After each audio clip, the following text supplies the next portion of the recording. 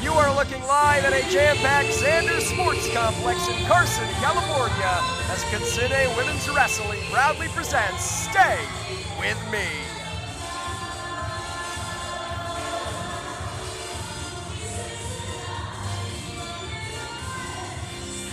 Let's throw it in the ring to our great ring announcer, Myra Mendez. Hello, everyone. How are we doing today?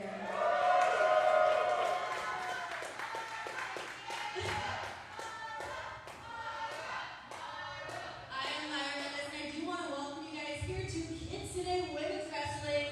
Stay with me. Thank you guys for coming out. I know it's a bit hot, so we do appreciate each and every one of you guys that came to support us. So thank you guys so much. Before we can get into the show, I do have a very, very special guest for us today. Our MC for tonight, Japan's favorite ring announcer, Sayuri Namba.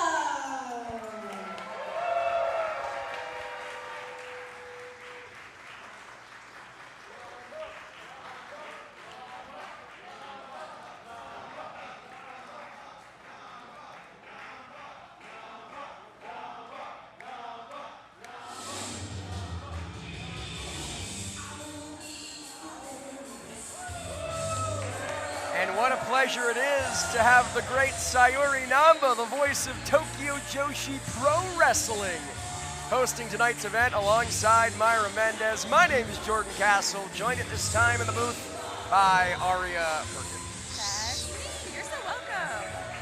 Pleasure is all mine. Hello, LA. Welcome to Kitsune Wrestling. And I've been looking forward to being here with all of you. Thank you so much for coming. Do you know what is main event? Today's main event is Zara versus Sakura. And both Zara and Amy have wrestled for PGPW, where I was a ring announcer. And Zara is incredibly powerful, and she's impossible not to cheer for, right? And Amy Sakura always surprises me. And every match is so much fun to watch. And you can never take your eyes off her, right? I'm so happy to enjoy pro wrestling with all of you today. And before we get started, who wants t-shirts? Okay, I'm lefty. Okay. Who wants t-shirts? Who wants t-shirts? One. Ready? Namba's got an arm. Two.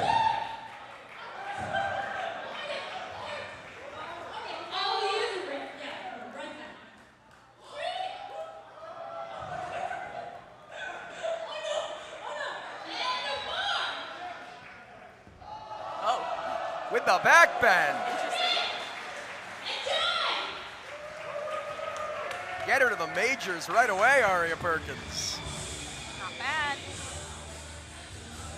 Sayuri Namba setting the stage. It is now time for our opening contest. Let's give it up one more time for your host for tonight.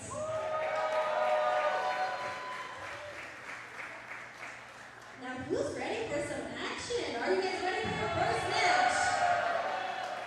All right, let's get your referee and competitors to the ring.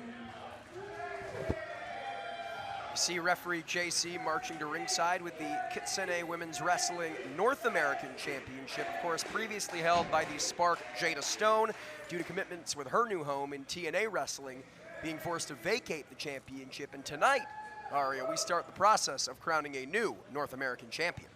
I'm excited for this. You got any favorites in this tournament? You know, it's so difficult. We have newcomers, we have returnees to Kitsune Women's Wrestling, and as we'll attest to for the entirety of the evening, cards subject to change. So many of the matches in this tournament alone have been forced to be shuffled around and restated. One thing. There's a new face. Indeed, and one thing that remains constant is reaping what you sow, looking for revenge, and no one forcing that hand more than this young lady, Aria. Carma coming to us from Santino Bros. Incredible school. Lots of Kitsune girlies out of there. Carma is one to watch. She's so good. I love her energy. Look at she's a cutie pie. Just over a year in the game for Carma. To your point, training at Santino Brothers Wrestling under the likes of Zakher and Eli Everfly, one of the preeminent training organizations here in the greater Southern California area. And she is a classic example of what we talked about. Talent being forced to pull out due to sickness or injury or family emergencies. Carma realizing where there is absence, there is opportunity, and could, in her first day on the job, get one step closer to championship gold here, Aria. I'd like to see it.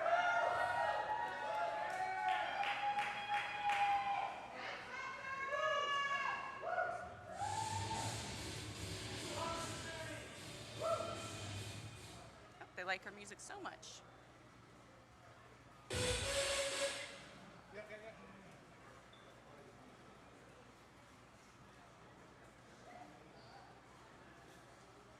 Carma being forced to wait, being forced to think through this here. She looks like a patient killer, though.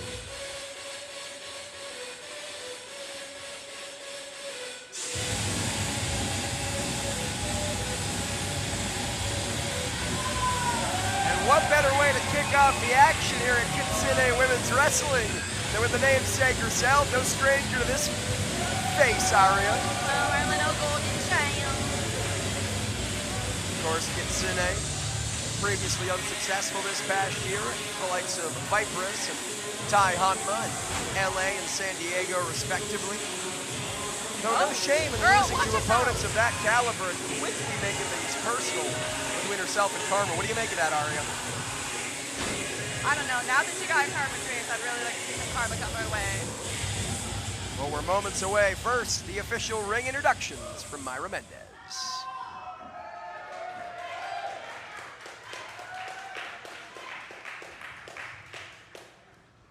Your opening match is for the North American Championship Qualifier Round 1. Introducing first to my left, from San Juan, Puerto Rico, she's the Queen of Fate, Carma! Wepa. And her opponent to my right, de Tijuana, Baja California, es la mejor de Tijuana, Kitsune!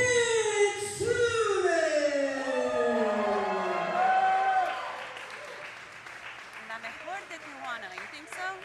Guess we're about to find out. The fans firmly behind the familiar face in Kitsune. And Aria, let me ask you, of course, Carma, a last-minute addition in the last couple days, stepping up to the plate when that opportunity presented itself. What kind of mindset does that put a competitor in? Is this a disadvantage for Carma because of the lack of time she's had to prepare? or for Kitsune, as she is facing a completely new opponent here, completely unfamiliar territory. You know, they say if you stay ready, you ain't got to get ready. And I feel like that's Carma. She's always ready for a challenge, always ready for an opportunity. She saw like, oh, hey, Kitsune's a girly. She filled in immediately. And she's taking not an easy matchup either. Like, Kitsune here, she's a fan favorite. Everybody loves her. Not making it easy for her. Perhaps everybody but Carma. Kitsune with no love lost for her opponent. Perhaps speaks to how much a chance at that North American Championship means to both of these women, Aria. Collar and elbow tie up here. Carma with a decided power advantage. You have to think Carma going to look to rely on that size and that power here against Kitsune and her comparatively diminutive stature. Oh, she's letting her know early on. Oh, nobody home.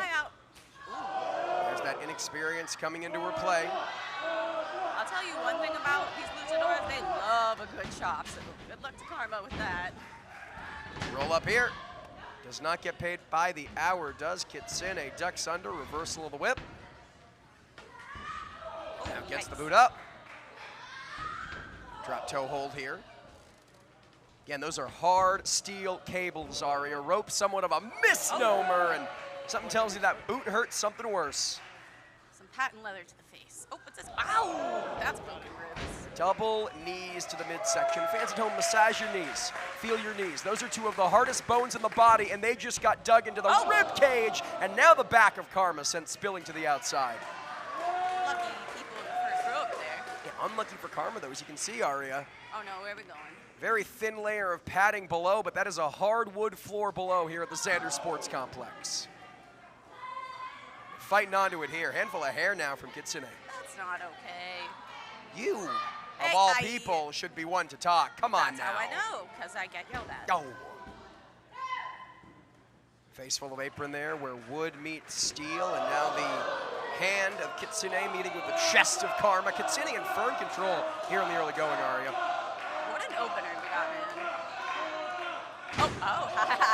Turnabout, fair play, and now Carma with some chops of her own. You said moments ago, luchadoras, they love the chops. I don't know if Kitsune's loving this right about now. Maybe not, no. Got to keep things back in the ring. The match can be lost outside the ring, cannot be won there. Kitsune with the cover. It's going to take a little more than that to put Carma away. Pretty 50-50. I could see either of them being North American champs at this point. Again, Carma with the power advantage, Kitsune with the experience advantage, perhaps has the crowd on her side. But does that play a factor for these competitors? Or do you really need to drown out that noise from the people, positive, negative, or anywhere in between? These people are stupid, and it's so hot out that, like, their brains are off. Oh. Well, no minced words here from Aria as Carma. I just call it like I said. You ask, I answer. Hey, fair enough. It's on me. Carma looking to mount a comeback here. Face full of turnbuckle for Kitsune there. And now, got her set up in the corner. Big time hip attack. Cover.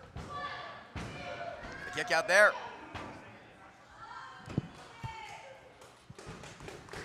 Aria, at this point, what does Kitsune have to do to bounce back in this one? Get the win, duh. Well, to get there, though, to get from point A to point B. What if I don't want to give her advice? What if she can hear me? Well, dangerously close, not to the commentary position, but to the outside once again. And now Kitsune on the apron. Connects with the midsection. Oh, no. Narrowly avoiding disaster, and now. Oh, tying her up, and that was a lot. Taking Carma down to the knee, basement drop kick, and a lateral press. Oh. And a kick out from Carma. You have to think victory tonight for Carma, making it to the North American Championship match, perhaps becoming North American champion, would be one of, if not the biggest wins of her young career. I don't see why it can't happen for her either. Now Kitsune wants to ensure it does not. What's she planning on? Oh. Back body drop, that signature power of Carma coming into play. Now Kitsune ducks. Step up Enziguri sends Carma reeling. That's a headache. Carma on Dream Street right now, Aria. Kitsune looking for the cover, looking to capitalize, but only a 2 count. What does Kitsune have to do at this juncture to put Carma away? And don't say win, please. Not lose. Oh boy. Roll up. I don't know. Do some fancy lucha things. Getting in the face of referee JC. Starting to get frustrated is Kitsune, but rallying behind the people. It's not JC's fault. It never is, and yet they always got something to say. Hey, she's cool. We like her. Karma sent it to the corner. Ow. Double knees this time from Kitsune to the face. Oh, and double feet. Basement drop kick. Again, there's where that size of Karma comes into play. Finally gets the cover, but it's a day late and a dollar short. Just to count it 2. And getting the people on her side. Flurry of strikes here to the mush of Karma.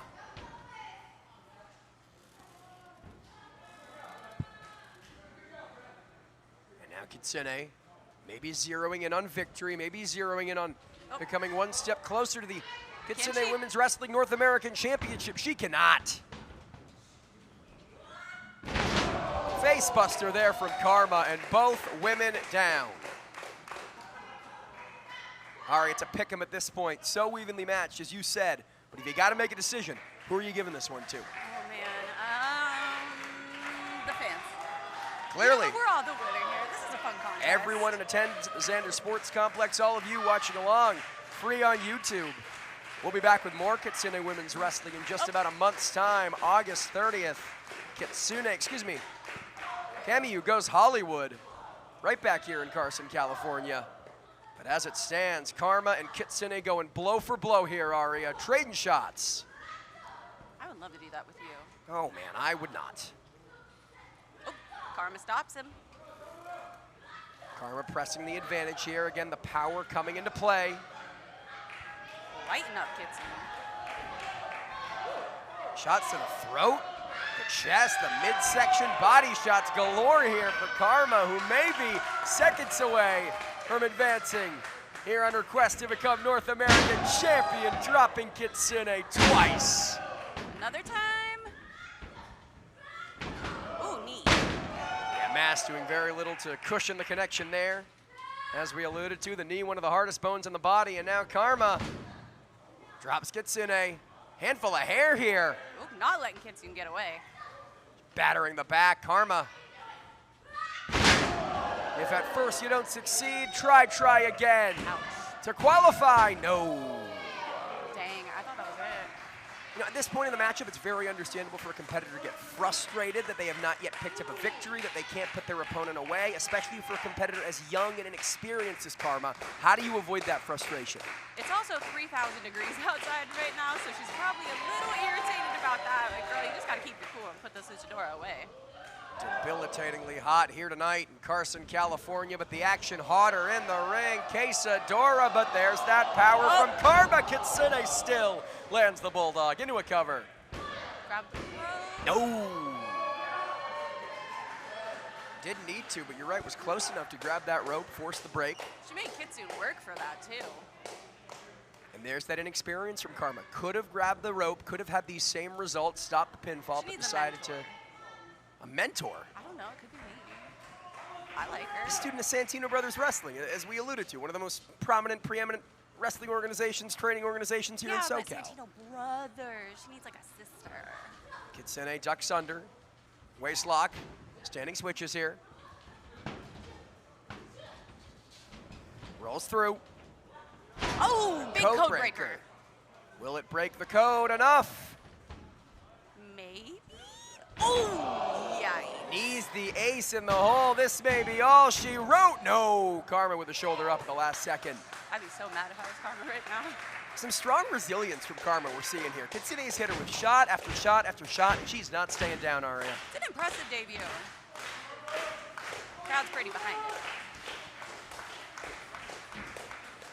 Kitsune bringing her back up to her feet. May prove to be a mistake now. In the midsection, Karma thinking instant karma here. Oh, yes. For the win. No. Really?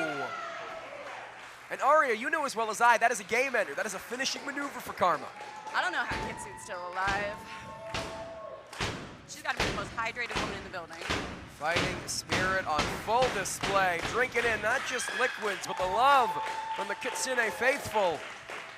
And Karma boiling with frustration. I mean, what do you do here? You've hit Kitsune with quite literally your best shot. Do you go for it again? Oh, let's see what's this shot. Is she gonna lift her? Fireman's carry, look at the power, but a handful of hair from Carma escapes the clutches, and now Fuji, and ooh. super That's a kick. big kick. And a headbutt here from Carma. But the drop toe hold from Carma to Kitsune, but Aria Perkins has left the broadcast booth. And behind the official's back, a cheap shot. Aria, my broadcast colleague, removing Kitsune's mask. JC none the wiser. Oh, give me a break.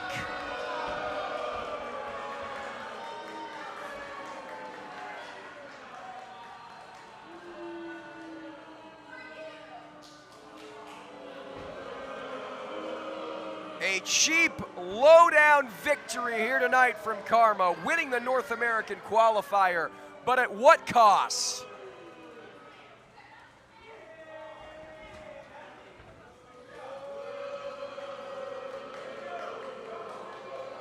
You know, Aria alluded to it here in the booth, clearly some unholy alliance.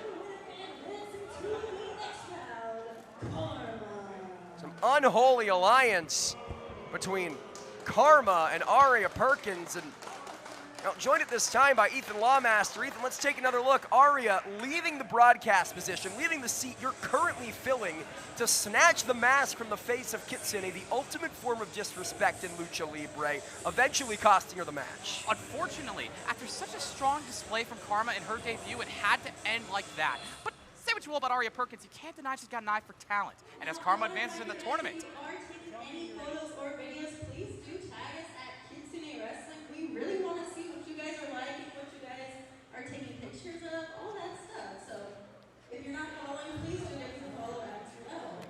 Now with that being said, are you guys ready for your next match? Alrighty. Our referees to the ring, let's get our competitors. Singles competition on tap here, Ethan. I know you're very, very familiar with this young lady.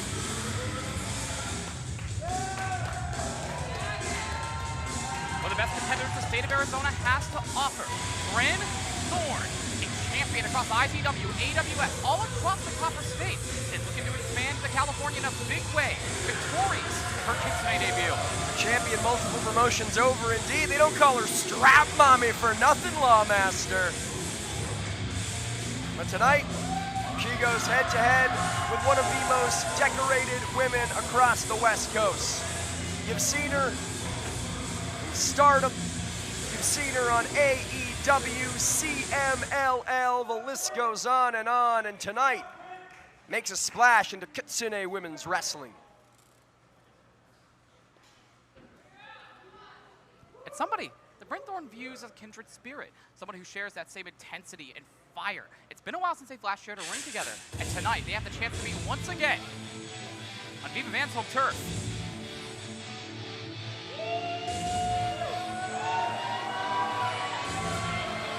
Just over half a decade since Viva Van and Bryn Thorne have shared a ring, and the growth from both of these women is insurmountable, Ethan, but Viva Van especially, from her time training at the LA Dojo as part of NJPW Academy, from her time in Arena Mexico, from her time on national television. This has been a metamorphosis that you rarely see ever from athletes, let alone in the window we've seen it from Viva Van. And reflected in her stylistic versatility.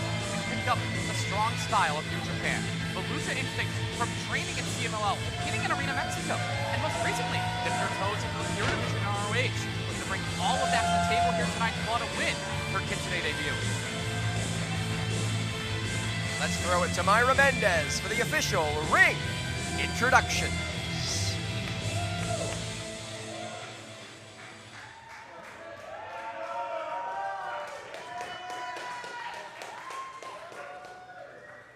Your next match is a singles match scheduled for one fall. Introducing first to my right, from Phoenix, Arizona, she's the belle of the brawl, Bryn Thorne.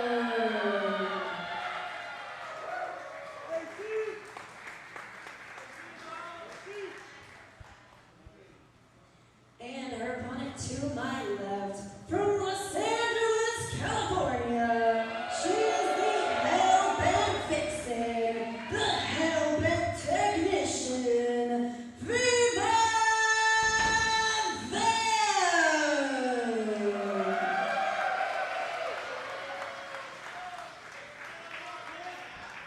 I spoke to Viva Van not too long ago about what it means to be hell-bent. What does that credo mean to her?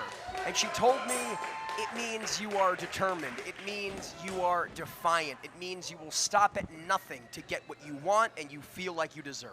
And she's proved that just up the road at the LA Dojo, celebrating 3 years within their system. It says a lot, not just to survive training in that academy, but to do it for 3 years straight.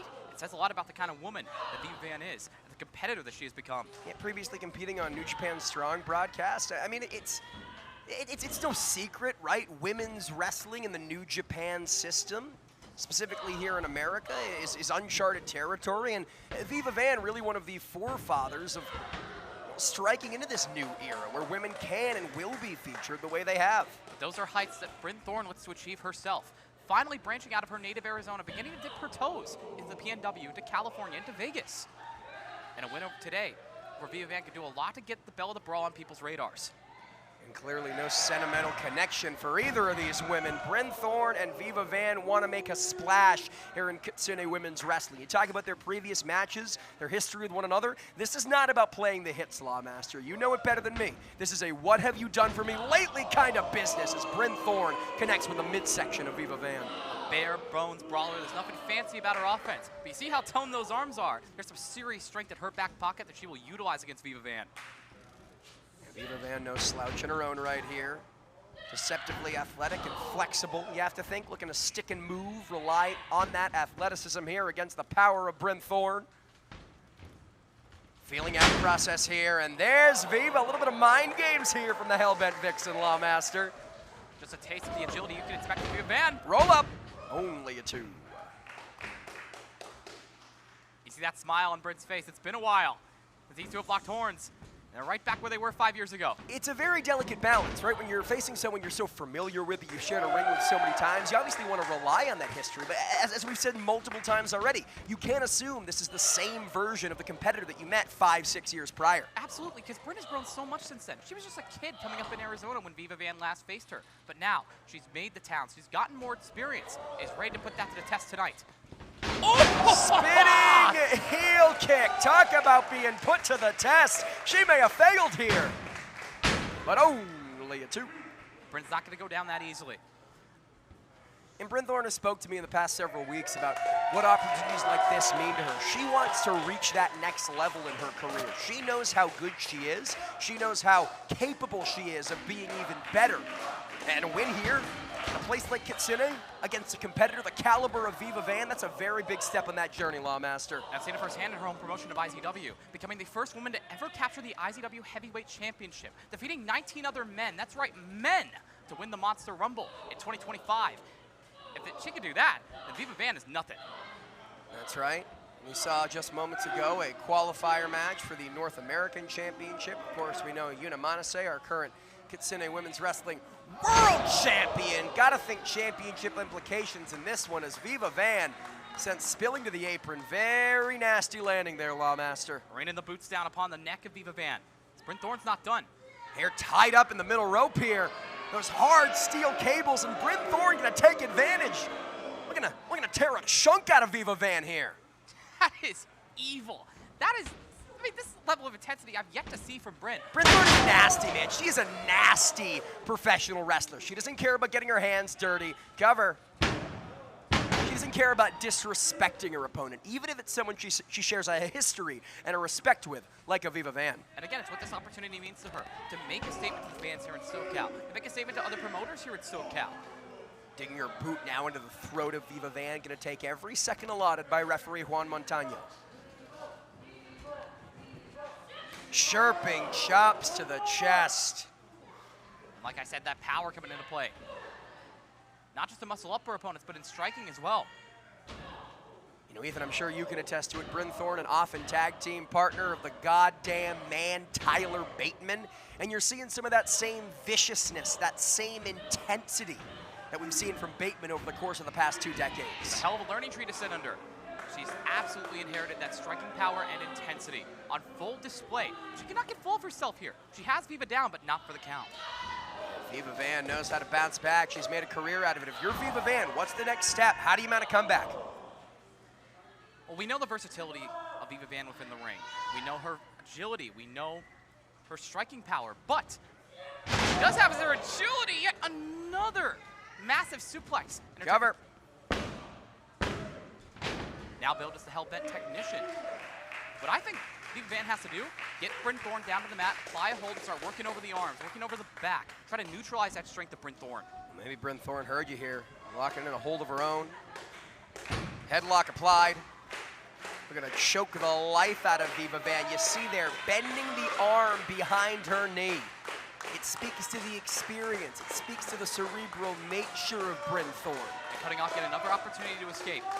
Doing everything she can to keep Viva Van right where she wants her. Yeah, Viva's losing air in a big way here. Knees repeatedly drilled into the spine. Bryn Thorne is not letting go of this hold. She may be fading. Viva, however, prying at the grip. Doing anything she can to mount a comeback. Finally gets her feet under her, works her way back to her feet. Stunner there, forcing the break. Bryn staggered, and Viva has to take advantage off the ropes. But caught in the clutches of the bell of the brawl. Just making it look easy. Snatched out of midair. Boss man slam, cover. But still not enough.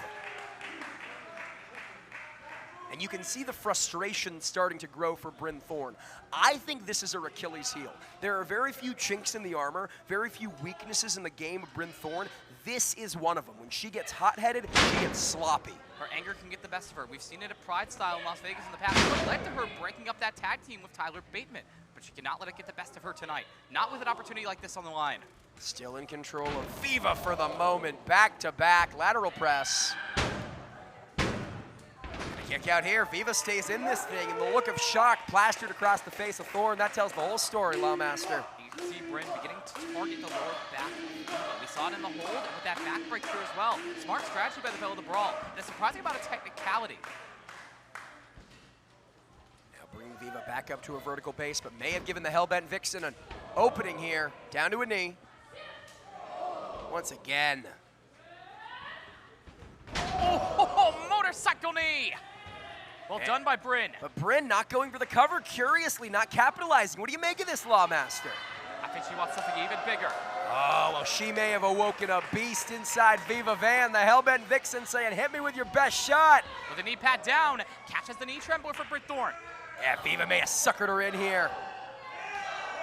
And there you see, those strikes honed in the New Japan Academy under Fred Rosser and the DKC. Yeah, but nobody home off that Urakan. Viva now up and over, lands on her feet. Connecting with the mush of Bryn, and now in the corner. There's the Urakan. As Bryn is sent back to the center of the ring, staggered. Viva ascending to the second rope. What she got in mind? Hellbent Vixen flies, missile dropkick, sending Thorne inside out. This should be it. She's got to make a cover. Yeah, Bryn's out cold, but got to drag her to the center. Wants to keep her away from those ropes.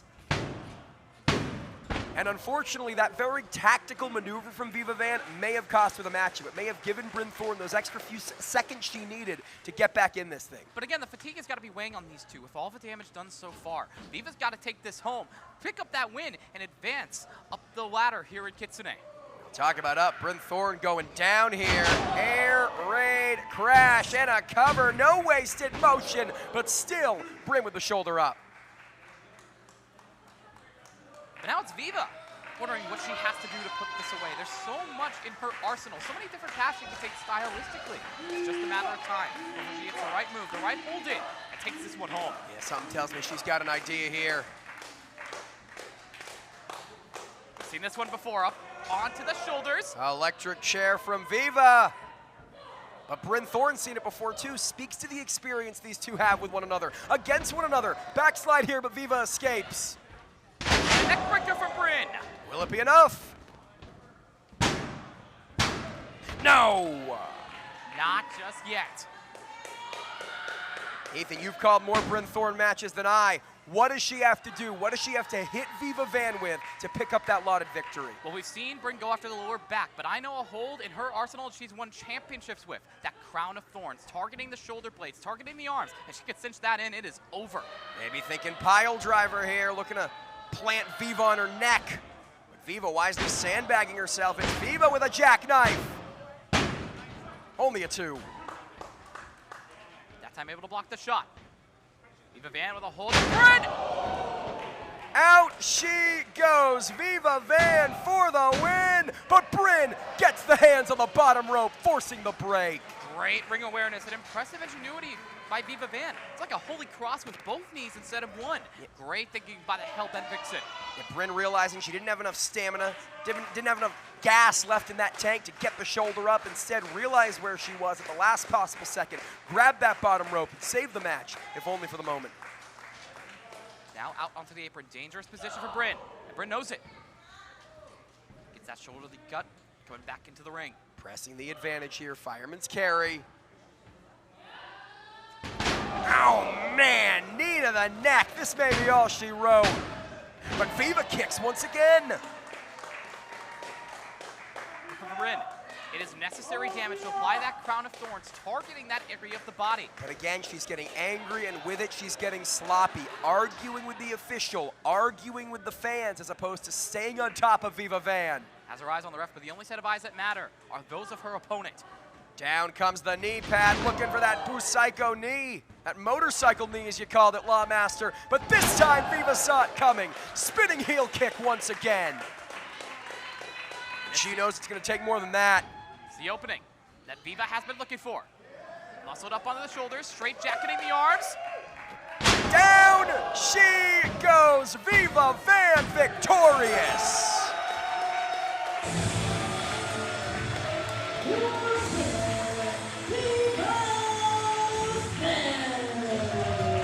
Well, she was hell-bent, and she needed to be Lawmaster. Viva earning this one with a gutsy performance. And most of all, Bryn earning the respect of Viva Van. Take a look at this. The arms laced. A fall from that height. No way she's getting up from that. Yeah, we talk about how much these women have grown and matured as athletes since the last time they shared a ring over half a decade ago. Living proof of it right here. Viva Van and Bryn Thorne laying it all on the line. And if there's ever victory and defeat, to your point, Bryn Thorne showing something here. Kitsune women's wrestling debut. And believe me, these are just two of the debuts we will see on tonight's card. We have so many talents stepping into a Kitsune ring for the first time as we have started a new era for the company. As we are just 2 matches in, Jordan. That's right, speaking of debuts, we got a bevy of them. Tag team action on tap up next. And, you know, Ethan, we've talked to it a little bit, a few times tonight. Me and Aria Perkins were speaking of this earlier on. A couple of family emergencies, a couple of injuries, the card being forced to be reshuffled. And, well, with absence, there is opportunity. And that's coming up at you next. Absolutely. Initially scheduled to compete alongside Mazzerati. Rachel River unfortunately can't make it tonight. But an old friend, an old rival, has stepped up in her place as we get ready for tag team competition in your next match. We have snacks, we have a lot going on, so please do go stop by, support. I need one of them too. Now, we've seen a lot of singles matches so far, but we haven't seen a tag team match. Do you guys want a tag team match? All right, let's get our referee and competitors to the ring.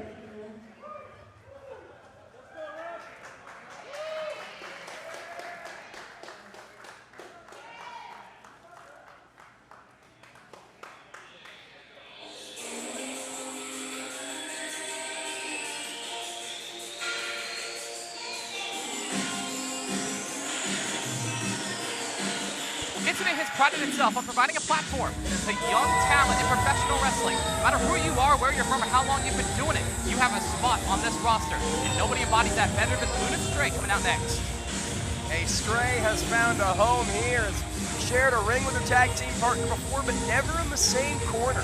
Very, very interested to see how they work as a tandem, especially considering their opponents, to your point, Ethan, have a history, have teamed together before, but things are, to say the least, a little tenuous these days.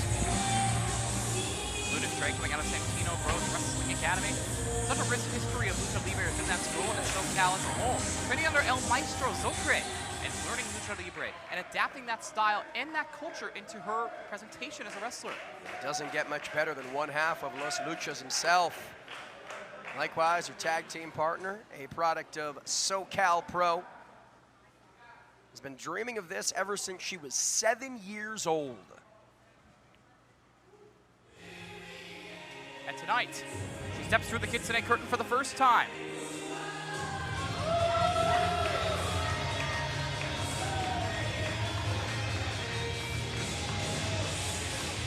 Diamond's maybe a girl's best friend. The question is, will Adrienne Diamond be Lunith Stray's best friend here tonight? They need to, at the very least, be on the same page if they have any hopes of victory here in their Kitsune debuts. And like you said, these two have faced off once or twice before over the years here at SoCal, but you can learn just as much across the ring for somebody as you can in the same corner. And they got to make use of that experience, make use of that knowledge to get the better of their opponents here tonight. Especially against an established and experienced tag team, though, as we've alluded to, a tag team who were, at least these days, on the rocks.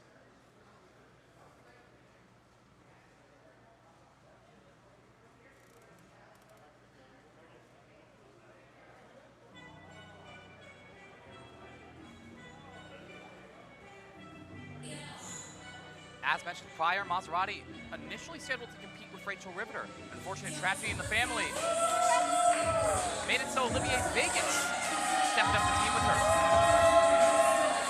Olivia, along with Rachel and Mazzerati, forming Trace Mas, a very successful and dominant trio in the world of wrestling, but a trio that imploded over WrestleMania weekend this past April.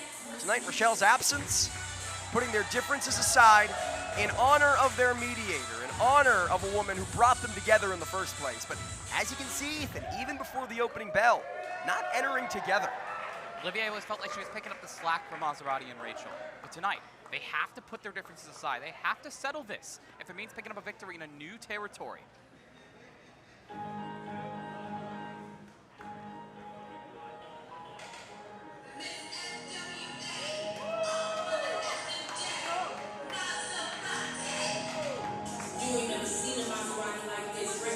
Been wrestling longer than Lunith Stray and Adrienne Diamond combined times 5.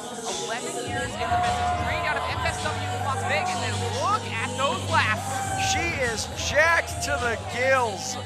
Pink goes good with green, and Mazzerati goes good with Kitsune women's wrestling. Ethan Lawmaster, you look up the word confidence in the dictionary, you see a picture of this woman.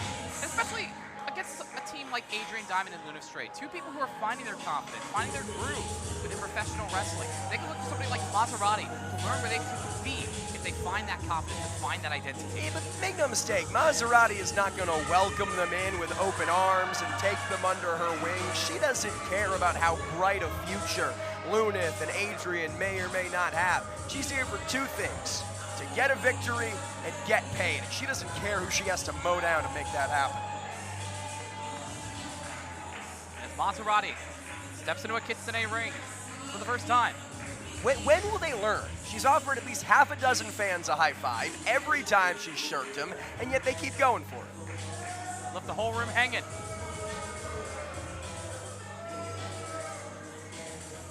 You don't have to like her, but there is no choice but to respect the pedigree and the ability of Mazzerati.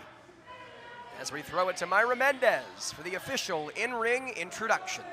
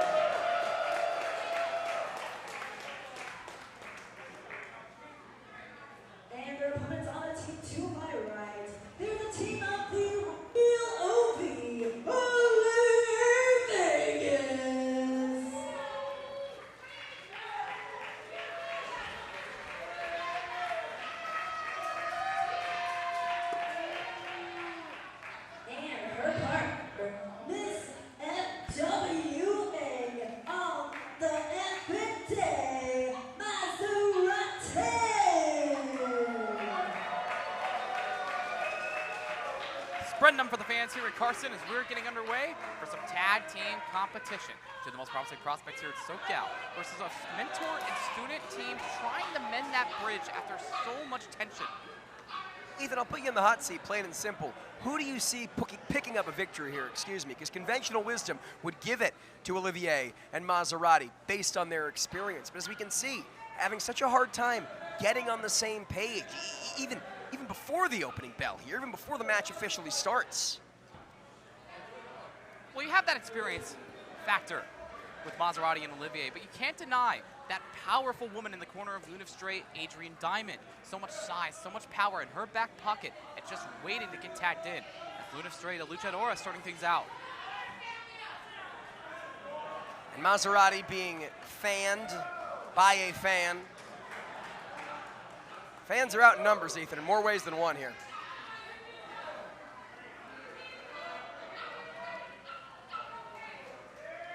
And Mazzerati with some, shall we say, precocious respect to the opposition here. I'm not sure if I would trust this. I don't want to be presumptuous, but. Yeah, there you go. Point. Both women with the same idea. Lunith saw it coming. She may be inexperienced, but she ain't dumb. But no more formalities. It is time to fight. And already, teasing a shot at Adrienne Diamond.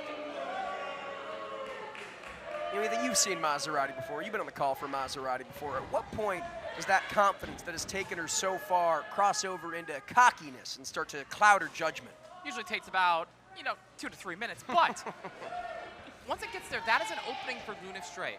Once Mazzerati lets her guard down, that is an opening for Lunith to take back control. Transitioning into the hammerlock, Mazzerati trying to trap the head. Feeling out process here again, Mazzerati with the experience advantage, but Lunith, a relative unknown, gives her an advantage. Not as much tape to study for Mazzerati. She's trying to do her homework. Really, so much disrespect to Lunith. We saw earlier on Aria Perkins costing Kitsune the matchup by removing the mask. Mazzerati looking for the same, but Lunith saying, not like that, not that easily. Taking a hold of the wrist. Mazzerati, however, making use of some of her own agility. Slipped out the back up to her feet. Just toying with Lunith here. You see Lunith starting to grow frustrated. She can't afford that. That's exactly what Mazzerati wants. Mazzerati has it her way, excuse me. Oh, backslide. Only Kick a out two. here. And now going for a cover once again. Does not get paid by the hour. Lunith wants to get in, get out, win this one as quickly as possible, Lawmaster. Maestro playing the classics is right now. With a hold of the wrist, Lunith Stray. And she may know, hey, it's probably unlikely I put Mazzerati away at this juncture, but you make her expend that extra bit of energy by kicking the shoulder up. Every bit counts as now Lunith, with the much wider gas tank, connects with the mush, double knees, and now somebody's got a dirty face. And I'm surprised that Lunith Stray has taken control of this early on. Like you said, that cockiness beginning to cost Mazzerati back to the center of the ring. Ever. Kick out here for Mazzerati. Perhaps feels disrespected. Maybe, bit off a little more than she could chew. Thought this would be an easy night at the office against two rookies, but she makes the tag to Olivier, finding out very quickly that is not the case. Tag out for the fashionista. Tag out to Adrienne Diamond. Adrienne and Olivier, legal now, maybe a test of strength.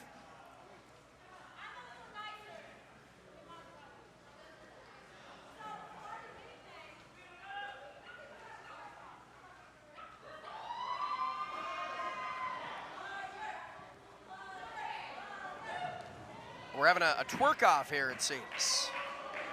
Wobbity wop, wobble, wobble. And Olivier sucking Adrienne in. Throwing it back and throwing a kick to the gut of Adrienne Diamond. That's one way to take back control of a match. Adrienne, someone who's wanted to do this for as long as she could remember, inspired by the likes of Lita and Trish Stratus, and now living that dream, taking Olivier off her feet with a series of arm drags. It shows that love for professional wrestling all throughout her journey. An amateur wrestler since age 13. A strong foundation for professional wrestling, enhanced by her training at SoCal Pro. First as a ref, then making that step into the ring. And a cartwheel for the big woman. There you see the athleticism, hip attack.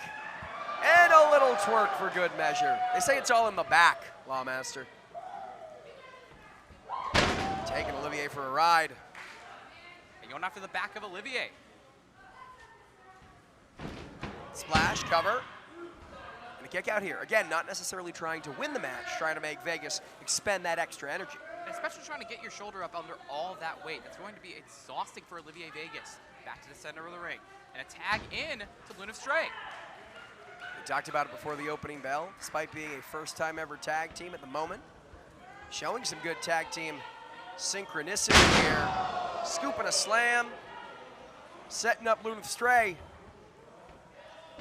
Wow! Cross body for the second rope with the assist from Adrienne Diamond, but it's not going to be enough. Given the step up by her tag team partner. Now battering the back is Lunith Stray. And it's interesting too, because usually with these first-time tag teams, the most you get is locking somebody down in the corner and firing off the strikes. Classic tag team offense. But the fact that they already have combo moves in mind, that speaks to how well Adrienne Diamond and Lunith Stray know each other. No doubt communicating and training ahead of this one, understanding the importance of this opportunity, but as soon as we say it, Mazzerati legal once again, pressing the advantage, no doubt looking to teach Lunith a lesson, cover, after feeling disrespected by the opening moments of this matchup. A reminder, Kitsune Women's Wrestling returns right here to the Xander Sports Complex in Carson, California. That is August 30th. Just about 1 month and change away. August 30th, Kitsune Women's Wrestling returns right here, the Xander Sports Complex in Carson, California. For Kamiyugo's Hollywood, also featuring the Kitsune Women's Wrestling debut of Nomi Gabby Forza. Yuki Kamifuku set to wrestle one of her final matches before retiring at the end of 2026. And right now, Lunith Stray on the back foot, caught in the clutches of Mazzerati, trying to fight her way out of this hold. Gotta rely on that heart. Gotta rely on full sheer will. But Mazzerati taking her off her feet, using that power. Again, we saw those lats posing on her way to the ringside, Lawmaster. Those are not just show muscles, those are go muscles from Mazzerati. And he saw it right there, just running over Lunith Stray. Again. Control of the mask here, but Lunith Stray firing away, series of forearms. But look at this, making use of her environment. Straight to the midsection. Body scissors roll and falls up with a kick to the back of the head. 2-for-1 special from Mazzerati here. Wardrobe malfunction, but doesn't stop her from making the cover. Lunith Stray with a kick out. And Mazzerati, more experience to your point, Lawmaster, than both Diamond and Stray combined. There's no teacher for that. You can study all the tape you want. You can want it so bad. You can train in the gym every day leading up to it. There is no replacement for in-ring experience. The same can be said for tag team partner Olivier, now legal. And especially for somebody like Lunith who's barely left SoCal. Mazzerati competing in China, competing for ROH. Olivier Vegas starting to branch out as well. That is experience that he's to dream of achieving. As Adrienne Diamond wiped out on the apron. A cheap shot there from Vegas. It's smart tag team wrestling, but it's underhanded. Even those loose ends tied up. And now Adrienne looking for her licks in, but doesn't realize. Official distracted. And a flagrant choke here from Olivier Vegas. Should have been broken up many. It shouldn't have been allowed to happen in the first place, but the referee none the wiser. And now not only that, Lawmaster, but Lunith in the wrong part of town. Lunith, however, has Olivier trapped in the corner, firing off the chops to the chest. Chopped so hard she hurt her own hand. Again, diminutive stature, but a heart as big as they come. And if you're Lunith Stray, what do you do to bounce back here, Lawmaster? Try to get your feet under you. Try to make use of your agility. Try to outpace Olivier Vegas. Now set into the corner. Olivier eyeing up Lunith, charges in. Oh, met with a shot. Hung up to dry on the middle rope. And Olivier Vegas in control, and she knows it. Hip check. Driving the hips into the torso of Lunith Stray. That is devastating, and look at that. Washes her with the knee. And now a cover. And a kick out here. That wasn't even to the chin, that was to the collarbone. Devastating from Olivier Vegas. Yeah, Olivier Vegas, a deceptively strong and powerful striker. Mazzerati always with something to say, Lawmaster. Lunith fighting from underneath, doing whatever she can, if only for the moment, to stall Olivier Vegas, but it's not enough. Gets the back elbow. With Lunith right where she wants her. Back here. Ooh, driving that chin into the shoulder. Cover. And a kick out from Stray.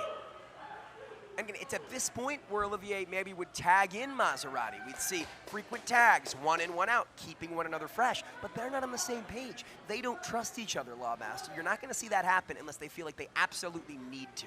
Olivier believes she can get the job done on her own, just as she has as Versus Pro champion, as Level Up champion. Let me keep up that dominance over Lunith Stray. Center of the ring here. Trying to hook her perhaps for a suplex. But Lunith escapes the clutches. Eat defeat. And she's got to make a tag to Diamond. The opening that Lunith has been looking for. She's got to make that crawl. Got to get past Olivier. Adrienne wants it, but Lunith may not even realize where she is right now. Starting to crawl towards the opposite corner. Again, the mask, so helpful and powerful for the identity and the confidence of Lunith. At this point, the deeper and deeper this match gets, makes it more difficult to see, makes it more difficult to breathe. And especially with the fatigue afflicted upon Lunith Stray. The pain that she is in, she's got to fight through it if she wants to make an impression in her Kitsune debut. Olivier now, fingertips away from Mazzerati. Lunith just starting to shake those cobwebs, and she makes it to Adrienne Diamond. Both teams make a tag. And in comes Adrienne. Had all that time to recover on the apron. Scope out her opponents and is ready to bring it to Olivier and Mazzerati. Like a horror movie, this is a house of fire. And Adrienne Diamond like a bat out of hell with a fireman's carry. Muscled up onto the shoulders. Samoan drop for the win. Just squished her. No, but Olivier Just in the nick of time. in to break up the pin. And again, that was not because of a friendship or a personal consideration for Mazzerati. This is one fall to a finish. If Mazzerati got her shoulders pinned down, that's several dollars less in the pay window. Vroom, vroom. Several tiers down in championship contention for both of these women, and that breakup from Olivier may have given Mazzerati the opening here, Lawmaster. The foot on the gas. Rear view mirror check from Mazzerati. Cover. Firing all cylinders into the cover. But this time it's right there. Lunith Stray making the break, making the save for her tag team partner. Cover. It's like Groundhog Day here. In and out, in and out. Our official has got to regain some sort of control here. It's Olivier Vegas with a hold of Lunith Stray. Oh, corkscrew fisherman buster. Yeah, but Lunith rolling to the outside here. I believe Adrienne's still legal. No. Referee's discretion. Adrienne in now to break up the pinning predicament. This one is bedlam, Lawmaster. All four competitors in the ring. As it's Olivier and Adrienne Diamond back up to meet each other. Nose to nose. Got her up. Body slam. Just making it look easy.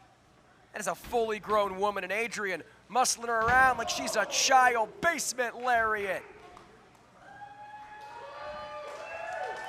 This princess not afraid to get her hands dirty, Lawmaster. As Olivier seeking shelter in the corner, it's Mazzerati. Back up to her feet to face Adrienne Diamond. Ducks the shot. And drops Adrienne Diamond with authority. Did you hear that, man? Sick, crashing to the floor. Lunith Stray meets the same fate, eats yet another super kick, but somehow still on her feet. It's like Oprah, you get a super kick, you get a super kick, you get a super kick. Thinking Vegas lights suplex. Nasty angle of impact. The Neon City out in full force here in Carson. And Trace Moss with a reunion tour to rival that of Simon and Garfunkel here. But Adrienne Diamond can do this all day. But cut at the pass by Olivier Vegas. Sniped with that thrust kick. They don't have to like each other to get the job done here. In honor of the great mediator, Rachel. If they land this, it's over. Oh, cutting her down. Good night. And the win.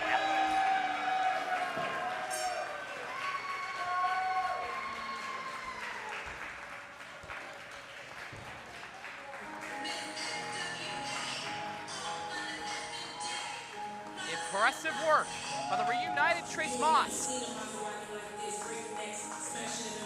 They may not be best of friends. They may not be sharing a Sunday brunch or a Friday night out on the town. When it comes to getting the job done in the ring, some things never change. Take another look at this Lawmaster with authority. You have that hook kick, you have that lariat, both to the face of Adrienne Diamond. That is a serious pair of shots from Olivier Vegas and Mazzerati. And just what they need to punch their ticket to pick up a win here at Kitsune.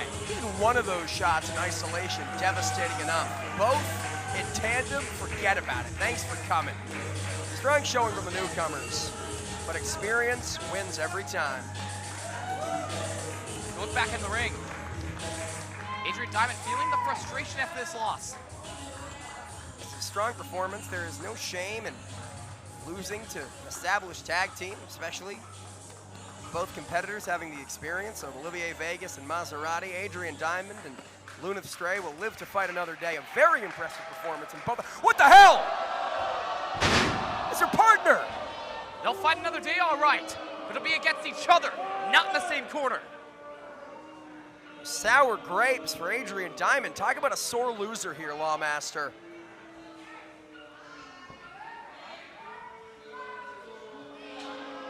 You gotta think, this is youthful arrogance at play. You gotta think much bigger than the win here. This is a partnership. Somebody who you just shared a ring with and shared this fight with, and you're turning on him like that? Adrienne Diamond doesn't care. The only tag partner she needs is that tiara.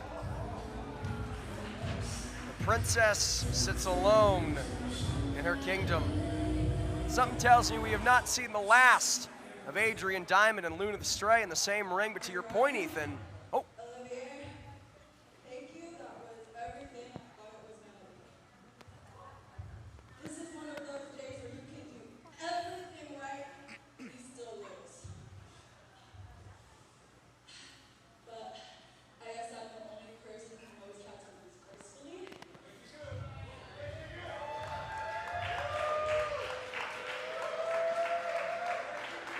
And she was right about one thing.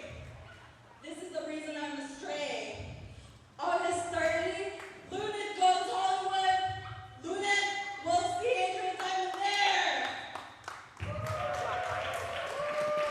Just like you said, these two are not done. And on August 30th, they get a chance to show it off in singles competition. Adrienne Diamond versus Lunith Stray confirmed for Coming You Goes Hollywood. that is August 30th, right back here at the Xander Sports Complex in Carson, California. Tickets available now. All right, guys, what a betrayal. How are we feeling? Oh, guys, you could be a little bit more excited. How are we feeling? Well, good. I love to see the enthusiasm because we still have more wrestling. Who's ready for your next match?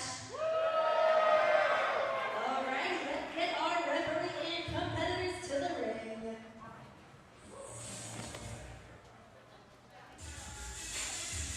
A potential stroke stealer on tap. That's the returning Mylo, one of the most experienced women's wrestlers here at SoCal. Takes on a young prospect, making her name all across professional wrestling. The Mac Daddy is home. Fresh in her Cinderella-inspired gear. You know, Lawmaster, they say a dream is a wish your heart makes.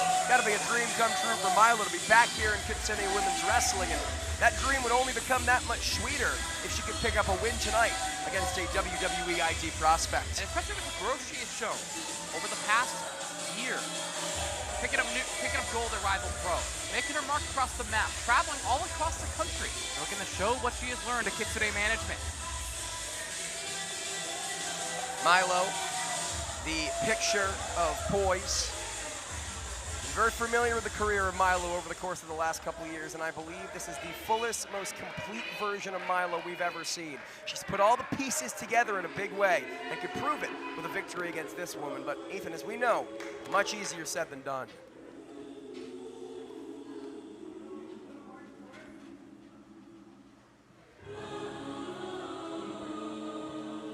To say that this woman has turned heads is an understatement. 22 years old, 2 years in, and already knocking at the door of the biggest wrestling company on the planet. It's our honor to have her at Kitsune.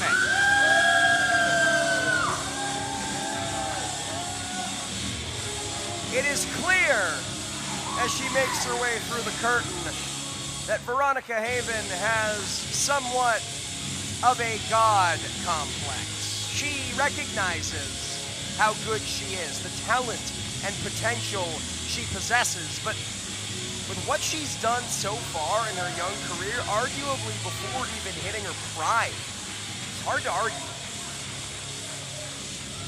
One of the latest to be accepted into the ID program.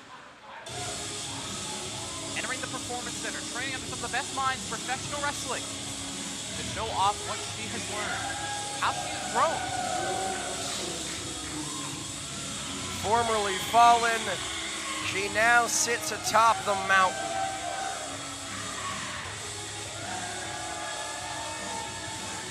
Very interested to see how she's grown and what she's learned from her time in Orlando. Let's throw it to Myra for the official ring introductions.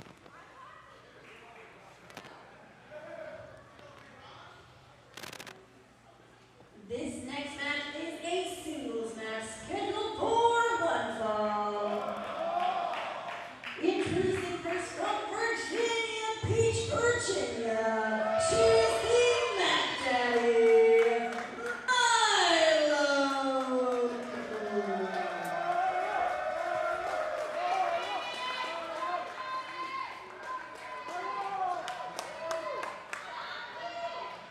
And her opponent on my left, ascending from the pits of Sin City, with an wonderful heart and eternal rage.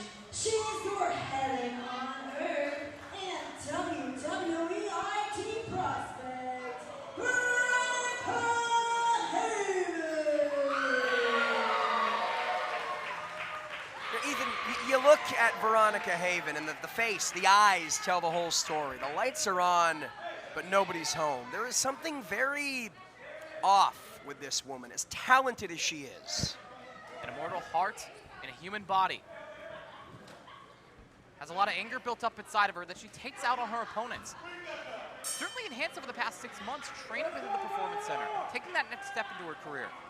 I'm gonna take that anger out on Mylo. A much more aggressive side of Veronica Haven. Again, called matches of hers for several years now, and since taking that next step in her career, you're seeing it here, just steamrolling Mylo into the corner. That aggression, really a tentpole part of her offense in the ring, but Mylo not gonna stand for it, Lawmaster. You see the ferocity, the urgency in Veronica Haven, quickly taking a hold of the back. Mylo, though, the crowd favorite here in her native California. No slouch in her own right, cover. From Virginia Beach, Virginia, all the way to Hollywood, cover. And a kick out. And what an opportunity for Mylo to pick up a win over someone like Veronica Haven, an ID prospect with the eyes of the world watching. And especially with the sentiment that brings. Mylo doesn't have the machine behind her. She's fully independent, trained out of Santino Groves, making her name in the industry on her own. And no better way to cement that status by defeating somebody like Veronica Haven.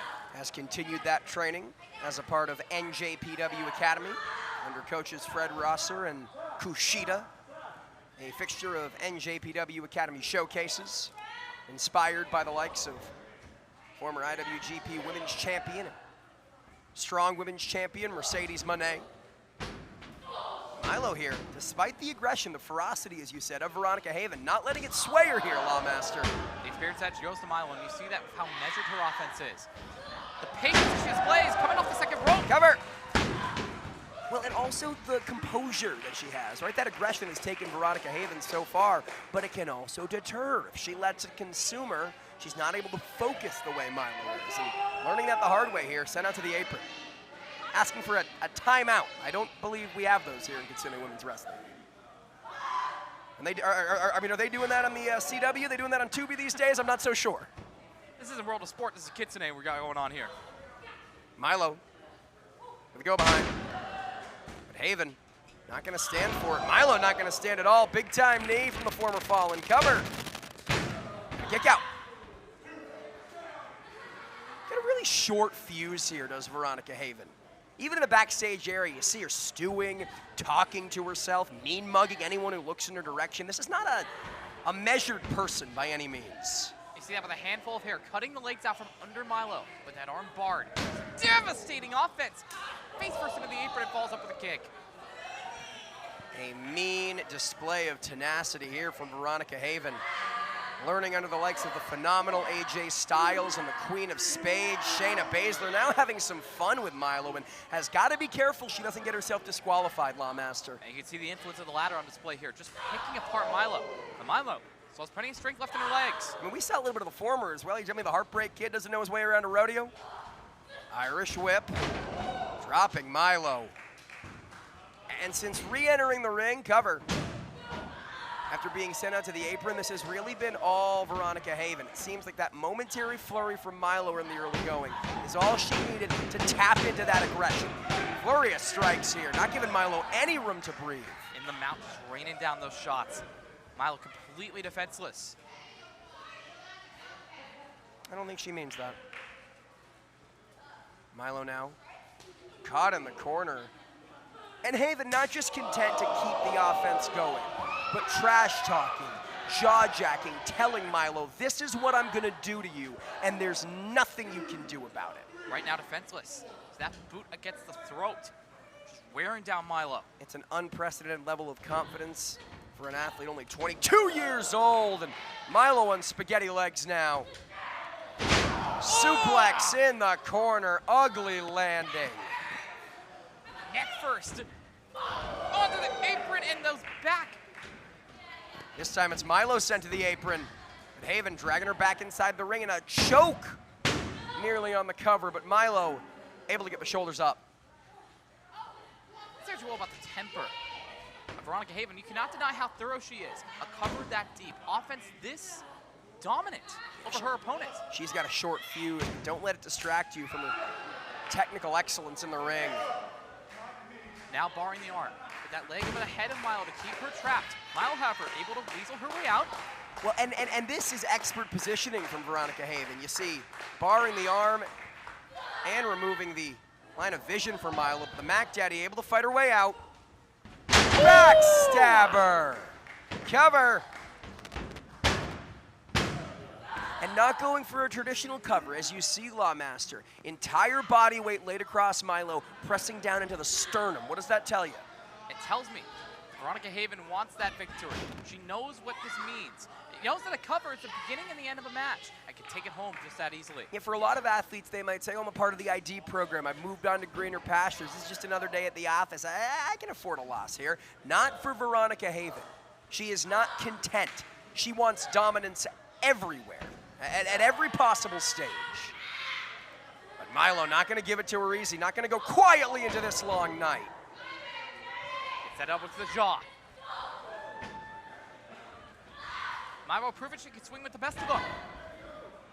Talking about that Cinderella-inspired gear. Maybe looking to turn Veronica Haven into a pumpkin now. Double knees. Deep cover of her own. Reversed by Haven. Mylo now. Basement drop kick. And just like that, the Mac Daddy has found a second wind. Finally, the card's beginning to turn in her favor. But she has to capitalize with Veronica Haven right where she wants her. Big knee to the mush.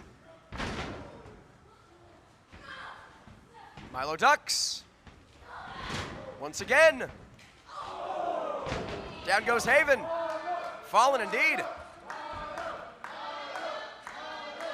Goes for the cover, but unable to capitalize immediately, favoring that midsection, and that may have saved the match for Haven here, Lawmaster. As Haven arises from the ashes, Mylo has to be thinking, what does she have to do to take this one home, to pick up the win? She's got that Mylo, her cutter. She's got that simple and clean, her variation on the code breaker. Got to get Haven in position here. Maybe looking for the former here, wrenching at the neck. Calling for the end. But Haven pops her up. Spine buster. Cover. No. And immediately into the submission hold. Oh my God, has those arms laced, trapping the arm and bending the neck. Calls this the restraining order, and Mylo may have no choice but to tap. Oh my God, repeatedly mashing Mylo's face. And referee Juan Montaño, but with no choice but to push her off. Mylo may be out cold. And referee Juan, it's up to his discretion. Best seat in the house. We have fantastic officials here in Kitsune. He says she's good to continue. Mylo may be fighting a losing battle here. And after all the pain she's endured, Mylo will keep on fighting to reestablish herself here in Kitsune. Haven sent to the apron, but gets the boot up. Staggered here. And this is not something you see often, up to the top rope.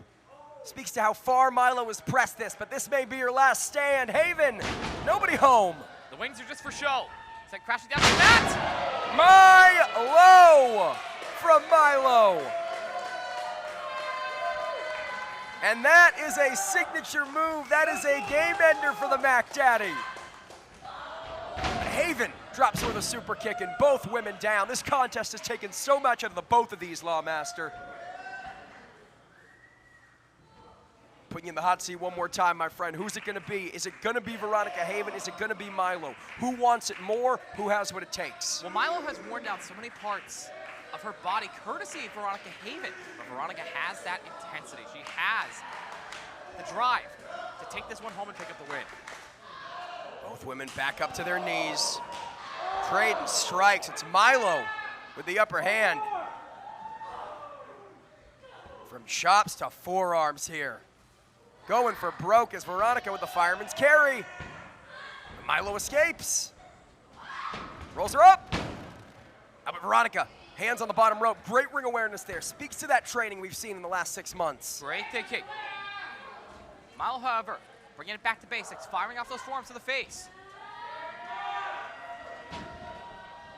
Oh, drop toe hold. Now Haven, maybe looking to dial it up here. Tiger fake kick. Viva la raza there from Veronica Haven, but you can see really favoring that attack from Mylo, specifically in the abdomen, the rib cage. She a bit of a cracked rib, makes it difficult to breathe, Lawmaster. And meanwhile, Mylo can't even make it to her feet. As once again, Veronica Haven heads to the top and Mylo up there to meet her. Comes up empty once again. Mylo again had it scouted.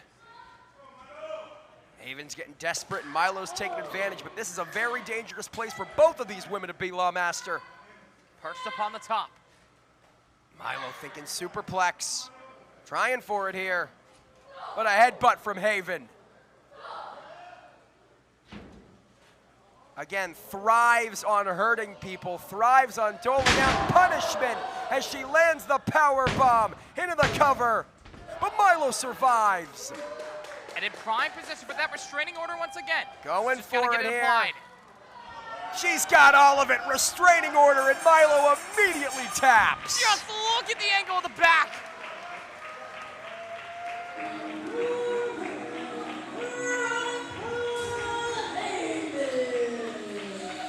Mylo has been administered a restraining order.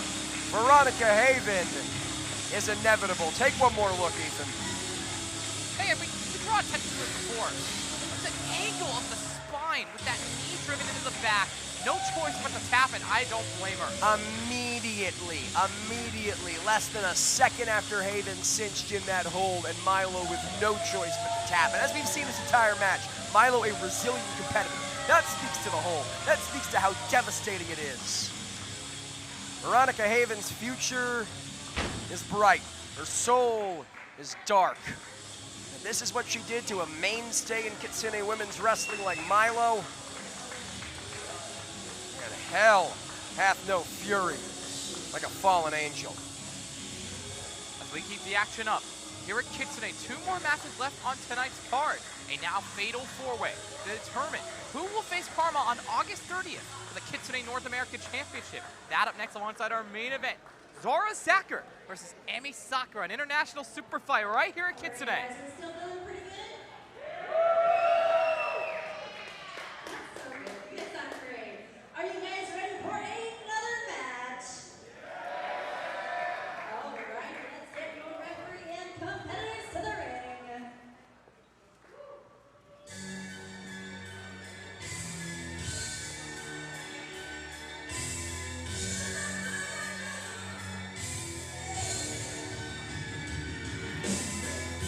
Ethan, I know you're very familiar with this young lady, a product of the West Coast Pro Training Academy.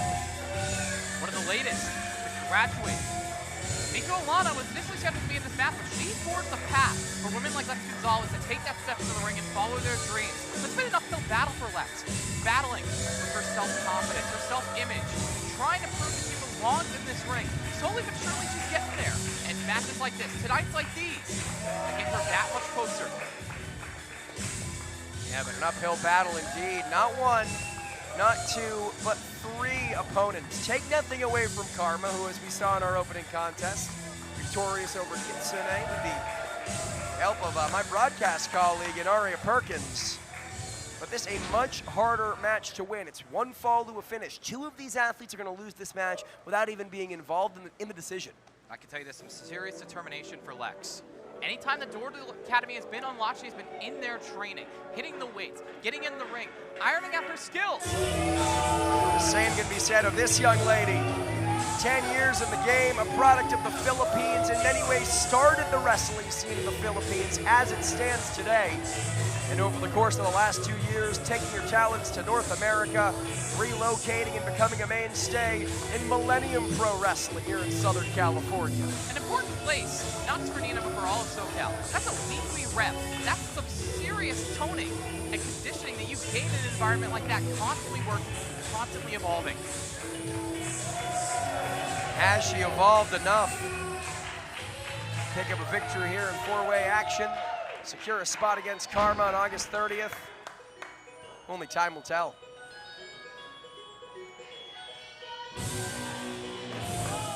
The living dead girl has arrived. A titan of a woman. Made her presence felt all across SoCal in the 2 years that she has been competing. She has risen. She is ready to bring it to her opponent here tonight, her Kitsune debut. They say good ghouls never say die, and have to tap into that here tonight. Put it to the test against Lex, against Nina, and against this young lady. Denying nature, denying science, denying God, standing before us, risen and ready to pull out the upset in her debut. As we know, Ethan, Lex Gonzalez, not the only product of the West Coast Pro Training Academy, set to compete in this matchup.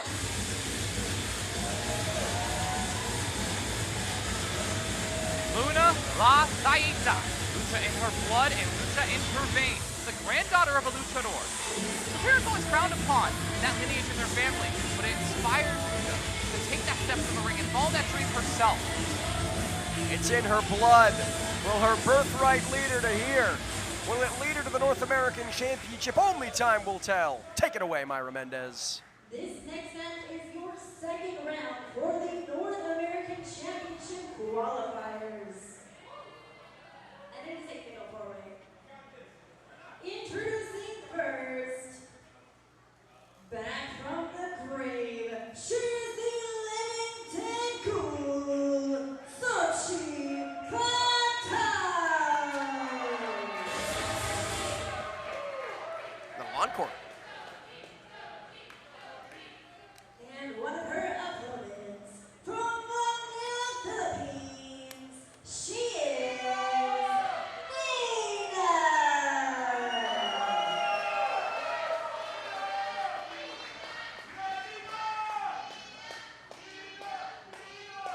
Another one of their competitors from Stockton, California. She is woman of one.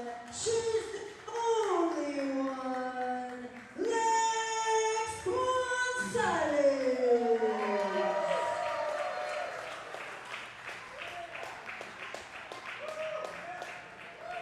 And their final competitor from Fairfield, California, representing the West Coast Pro Training Academy. She is the moonlight that draws out the brightest stars. She is Luna Zaeta. Interesting predicament that has fallen upon these four. Luna and Xochi initially scheduled to take place in singles competition. Lex and Nina originally supposed to face Mylo in a triple threat. Now all four will collide with a shot at the North American Championship. And a welcome surprise for Lex and Luna. Bessie since their first day of training, the type to slug it out and hug it out. and looking to make use of that familiarity as all 4 of these women lock up. But as we know, it is every woman for themselves. This is not an elimination matchup. It's not like they can work their way to eliminate Xochi and Nina and then turn this into a singles matchup. No, at any point this match could end. And when it ends, someone's punching their ticket to the North American Championship. Carma, come August 30th. Don't be fooled by the size of Xochi Fatale. She has some serious agility to back it up. Cover. Yeah, all 3 of these women in the ring currently, very powerful competitors. Nina has the experience edge and the size disadvantage, has to rely on that high flying and that agility. But Lex Gonzalez, talking about struggling with confidence, her own self-image. You're not seeing any of that right here, Lawmaster. She's made every opportunity count with a stunner on Xochi Fatale. Just 24 hours attached from facing Miko Olana at West Coast Pro. Broken up here by Luna. You have to wonder if maybe Lex was relying on maybe drawing from that competition against Miko. And you talk about these guys as a tag team?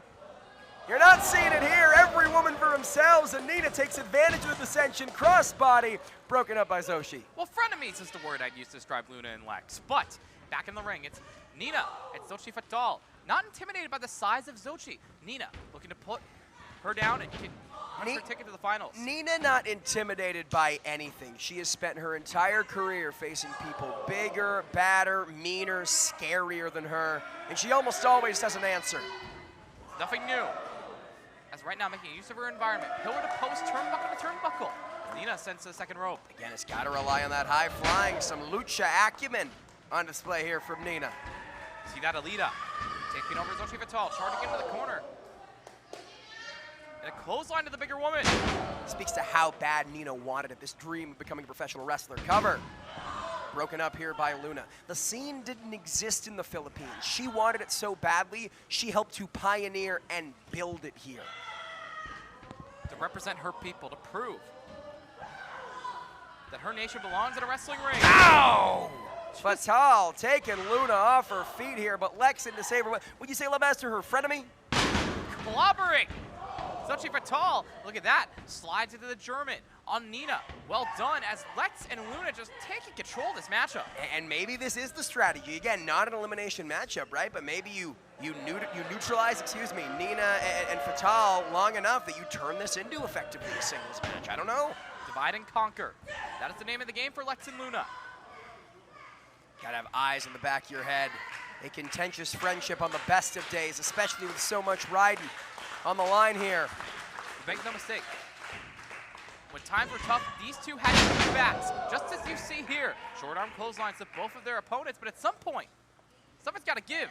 These two are going to have to collide. And they're learning that here. Maybe looking to take Fatale and Nina out for good, but that momentary miscommunication gave Fatale and Nina the opening, and now he defeats in tandem. They make a hell of a tag team. Talk about an odd couple. That's the name of the game with cover. But again, only one competitor can win the matchup. Fatale and Nina learning the same hard lesson the West Coast Pro Girls did just moments ago. And that's the nature of matchups like this, these mercenary marriages, temporary alliances between opponents. Divide and conquer, as we said. Mercenary marriages, I like that. Luna now. Got Nina in the corner. Lex with Fatale. Maybe looking for an attack in stereo. Hip attacks. Devastating from Lex and Luna, back and forth. No spear! And you knew it was only a matter of when, not if. Cover from Lex and a kick out from her frenemy. But again, now it's go time. There's no more safety net. She doesn't have to rely on Luna. She is all on her own, 3 against 1 to pull out a win. Doesn't have to rely on Luna, but at the same token, cannot rely on Luna as Nina takes advantage. The variation on a code breaker here. Arguably Lex out of the two with more of the killer instinct, and well, Luna learned that the hard way. Now Nina pressing the advantage, blowing a kiss into the double knees. With both women down, this is Nina's time to strike, literally and figuratively. Somebody's got a dirty face, and this is where that agility, this is where that fast pace comes into play, but cut off with a boss woman slam. Cover from Luna. And a kick out. And the strength of Luna Zaeta on display.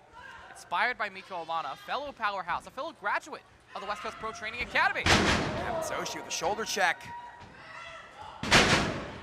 Taking the powerhouse off her feet.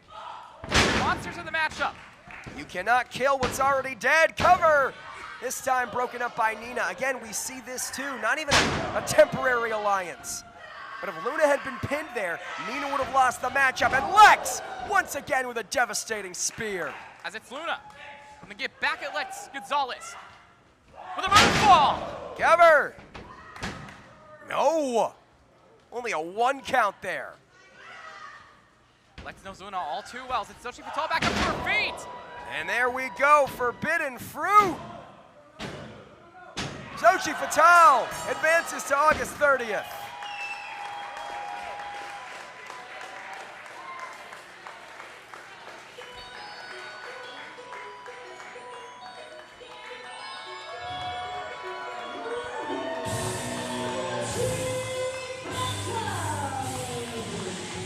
A veteran of nearly half a decade has a date with destiny.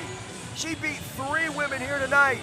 Ethan, if she can beat 1 more on August 30th, she will write her name in the history books and become Kitsune Women's Wrestling North American Champion. Take a look at this. And believe me, Arya and Carma know very well what they're up against. And we will see the results on August 30th, crown a brand new Kitsune North American Champion. Arya abandoning the commentary position, securing the victory for Carma. If you're Xochi, you gotta have eyes in the back of your head with Arya Perkins on the outside. But if there's anyone with that sort of chemical makeup, it's the living dead girl. Good Ghouls did not say die tonight, and if in fact they never do, we may be looking at our new North American champion. Look at the forbidden fruit. Academic, Ethan. Sure ain't sweet, I'll tell you that much. It's what Xochi Fatale needs to punch her ticket to the finals. But right now, we throw it back to ringside, and Myra Mendez, I believe we're moments away from hearing from our host. We haven't seen our host in on the pod yet. This is off camera, but if I was Myra, I would have cursed out those fucking sound guys by now. With how late they've been on the fucking mic. Jesus. Sayuri Namba. The former voice of TJPW. Welcome back into the ring. Such a pleasure to have Sayuri Namba here tonight, Ethan. Absolutely. Made a bit of an excursion in North America based out of Vancouver. Got to announce like Duff Pro, Smart Xochi, and capping it off right here at Kitsune. Thank you all so much for coming today. And before the main event, I have one special announcement. The next Kitsune Wrestling show will be on August 30th. Convenient goes Hollywood!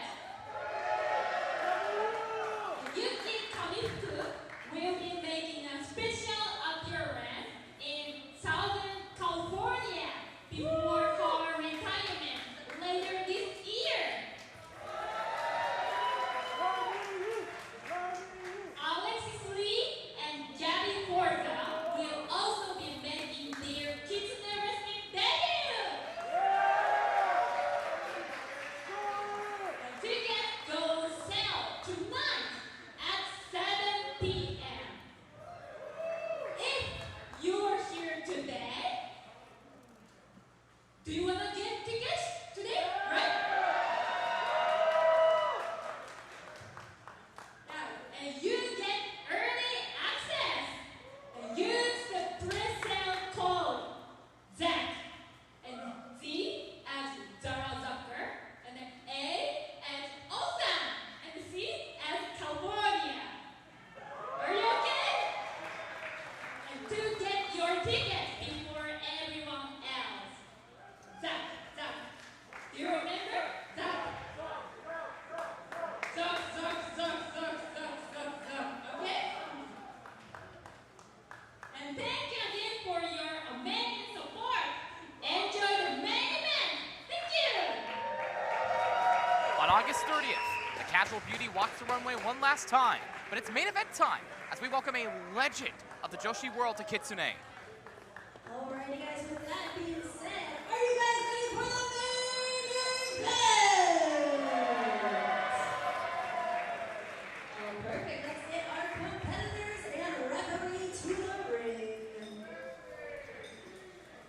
last saw Zara Zakher last summer, Kitsune Women's Wrestling was going back to San Diego. A very impressive showing in defeat against the pink striker, Mylo. You thought that was a hard night at the office against one of the land of the rising sun's finest? The petite powerhouse ain't seen nothing yet, Lawmaster. I can tell you this. Zara Zakher took a sabbatical away from professional wrestling, found her love of the sport once again, and has hit the ground running since, revisiting her home promotion of Primal, coming back to Pride style. So let's go her last night against Johnny Robbie, and it's a hell of a match. We set that out on Thursday. But tonight, she wants to cap off this weekend, cap off her return to professional wrestling with a win over a legend of the sport. It's hard to believe that Zara Zakher's doing this professional wrestling thing for just about 4 years now. With the height she's reached, with how damn good she's gotten, it still blows my mind. You want to talk about a young lady with years under her belt and a pedigree to prove it? It is our pleasure to welcome Emi Sakura to Kitsune Women's Wrestling. And all hail the Killer Queen.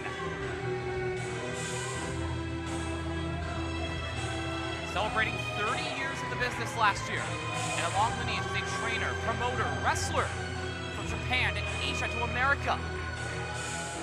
Flying high the flag of Choco Pro here tonight. Former women's champion in DPW, stalwart of the AEW roster since the very beginning. In many ways, Lawmaster, it would take more time to list the amount of places, less time to list the amount of places that Emi Sakura hasn't wrestled and left her mark than it would to list the places she has. Countries you didn't even know had a culture of professional wrestling. Places like these in America. Big fight feel in our main event. One more time, we throw it to Myra Mendez. All right, folks, this match is your main event for the evening, and it is scheduled for one fall. Introducing first to my left, from San Diego, California, she's the petite powerhouse, Zara Zakher.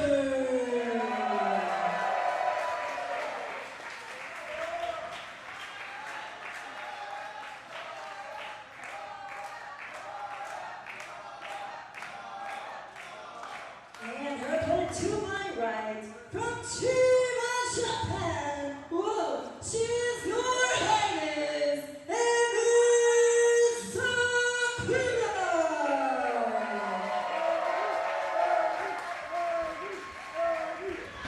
And right out of the starting gate, talk about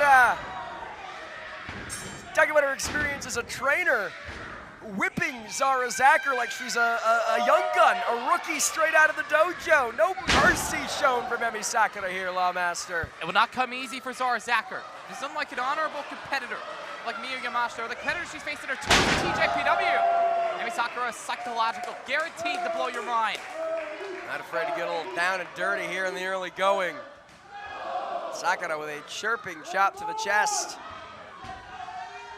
And it speaks to the ability of Zara Zakher. Case in point, Emi Sakura realizes she may be treating her as such. Zakher is no slouch. Trimmed a significant amount of weight in her time away, and you could see it in her speed, moving faster than she ever has before. Comes off the ropes. Basement drop kick here to the arm of Sakura. Cover now. And a kick out. You see Sakura again with a handful of hair. Playing dirty here against Zakher. She doesn't care. She knows this is a main event matchup at a premier women's wrestling organization in America. She will do whatever it takes to get the job done. Sparing no expense as Zara looking to muscle up the much bigger woman. Look at the smile on the face of Emi Sakura. She's not taking her seriously. You think maybe underestimating Zara Zakher here as she quite literally takes a bite out of the competition. Sick in her teeth. For the wrist of Oh, Zara not Zakher. JC, not JC. Come on. Sakura willing to bend the rules, but she's not stupid, Lawmaster. Back and forth. Snap takeover. Looking to disorient Zara Zakher in the process. Basement dropkick once again, taking Zakher for a ride. And you're right, a far cry from what we saw in San Diego. Zakher's war with Yamashita. Intense, but respectful, by the books, a level of decorum between the two. Anything but here for Sakura. Oh boy. Yayo. We're going surfing here in Carson.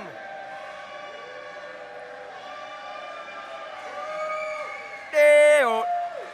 Calder Romeo special applied by Emi Sakura. And Zakher's body bent in a way a human being is simply not meant to go. Trying to escape, and Sakura sends her out the hard way. Not going for a cover, knows it's not gonna be that easily. A little good game there for Zara Zakher. That's a Paradise Lock applied. Sitting atop her throne.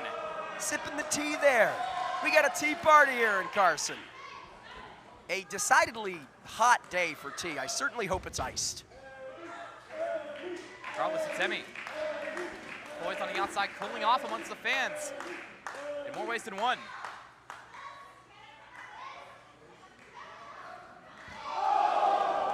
Caving in the chest of Zakher with those chops. And this has really been all Emi. We saw Zakher show some fire in the early going, but the experience and frankly, the underhanded craftiness of Emi Sakura has done her wonders here thus far, Lawmaster. This is such an important match to Zara. You think about pivotal moments in the career of Zara Zakher. That tour of TJPW. No! Well, proving how pivotal it is. Not giving Emi any room to breathe or any room to fan here. Excuse me. But like I said, touring TJPW, defeating Marvelous Sakumi Aroha for the West Coast Pro Women's Championship. All of these moments featured a Xochi, not just in the presence of one, but keeping up with them. That's what Zara Zakher brings to the table, and Emi Sakura will be no different. Well, especially after that extended absence away, released from the ID program. Zara Zakher made it very clear she wasn't sure if she would ever step foot in a ring again. And now in this second chapter, a rebuilding phase, every win means that much more, and Lawmaster, the straps are coming down. Zara will accept no mercy. Muscles up. Body slam there, putting the power in Petite Powerhouse, but sent down herself off the impact. No, she's not lost an ounce of her strength. Still just as strong as when we last called one of her matches. Leaned out, but maintaining that power here. And it's got to follow through. It's got Sakura up. Maybe thinking brainbuster here. We know how much Zara likes to favor that key crusher. But even more familiar, it's the smash mouth of Emi Sakura. Plants her.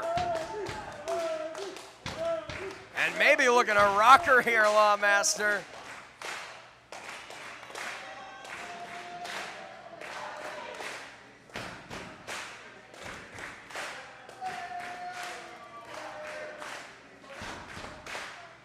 Maybe looking to prove that Zara is a young man, poor man, mud on her face. Kicking a can all over the place. Like Mercury at Live Aid, such a command of the crowd. Here at Carson. Oh. Just smushing Zara in the corner. Flattens her like a pancake here, and now Emi following through to the middle rope with a Vader bomb. All that way, crashing down across Zara, but it will not be enough. And look at that, not hooking the leg, pressing down at the ponytail, the dreadlocks of Zara Zakher. So when she inevitably kicked out, it was that much more painful. Talk about veteran thinking, Lawmaster. It's the little things. Getting in the head of your opponent, applying much pain as possible, even in the littlest ways. Literally getting in the head. You gotta think the pain shooting through the head of Zara Zakher right now. Zakher fighting like hell. She's not gonna give this up easily, Ethan. You could hear those punches, those body shots from Zara Zakher. But one punch is all Emi needed to take back control of the Petite Powerhouse. Emi making Zakher work for it here. Maybe thinking double underhook. If she lands this, it's over. And Zara knows it's sandbagging herself. That signature ice driver. A key move in the arsenal of Emi Sakura. And Zara knows it. Zara looking to muscle her up once again. Petite Powerhouse indeed! And this is the opening Zara's been looking for. But she's got to capitalize. She's got to make the most of the momentum while she has it. Body shots to the face. Ducks and a big jumping knee. Just a snap on that impact. Emi Sakura is not out on her feet. Both women with the same idea, colliding with clotheslines. Yeah, pissing contest here, Lawmaster. And a chop Staggers Zakher, but an enziguri kick staggers Sakura. Fighting spirit from both of these women. Zakher on her feet, off the ropes, but gets caught. Even land on her feet out of the Cape Radora attempt. And nails the Shining Wizard, expertly executed. Will it be enough for the victory? Not yet. What does Zakher have to do? How can she put the legendary 30-plus year veteran that is Emi Sakura away? She has to control the pace. Keep that speed high. Emi's a very patient competitor, very measured. She likes to slow things down and take control of her opponent. As soon as Zara gets that win behind her, it's going to take a lot to stop her. Used that word a couple times, control. Zakher has that ace in the hole she calls the Control Z, that signature cutter. Got to try and land that on Emi Sakura if she can, but so much easier said than done against the veteran. Maybe looking to crush her here. Emi again saw it coming. Lowering the base, hooking the leg of Zara herself. Maybe thinking fisherman's. Sakura again has her in position, but this time Zara had it scouted, just making her work for it here. Double underhook! But Zakher with a reversal into a sleeper hold. Great thinking. Looking to wear down Emi Sakura with that hold. Man, you talk about the experience. You talk about the mind that she has for someone so young in her career. She may make the legend pass out here, but Sakura, a last-ditch effort, makes it to that middle rope, forcing the break. With the last few breaths she has, making that crawl to the rope and able to break the hold. Now back up to her feet. Oh, how she's much done. longer? Again, the spirit can only take you so far, and this may be that moment as Zakher for the win. Only a 2. But again, with how much damage that Emi has occurred, I don't even know if that was a kick out or a fencing response. Could have been an involuntary body twitch. Either way, save the match, and now Zakher, Control Z! Cover!